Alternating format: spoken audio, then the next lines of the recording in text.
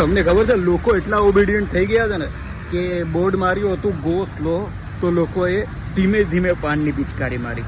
ક્યાં વાત છે. વૃક્ષો છે ને કલિયુગમાં માણસોથી ઇન્સ્પાયર થઈ રહ્યા છે.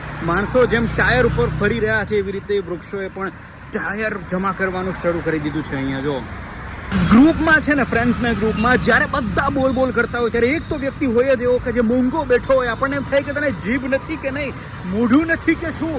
એવો વ્યક્તિ મને અત્યારે રોડ ઉપર જોવા મળ્યો. જો તમારી આસપાસ કોઈ એવો હોય તો એને મોકલી દેજો.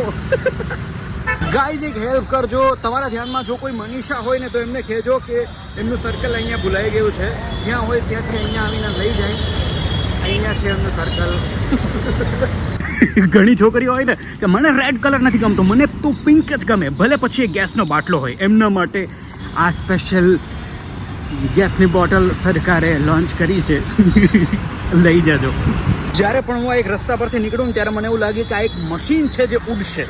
જો આ જે પતંગિયા જેવું મશીન છે ને, મને એવું લાગે છે કે આ ચોક્કસથી ઉડશે ને ક્યારેક તો ઉડશે જ. મારા સપનામાં બી એક વખત આવ્યું હતું કે આ ઉડશે.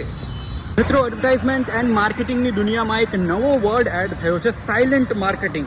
જેમાં લોકો પોતાના બોર્ડને આવી રીતે સુવડાવી રાખે છે અને એવું મનમાં ધારી લે છે કે માર્કેટિંગ થઈ ગયું છે.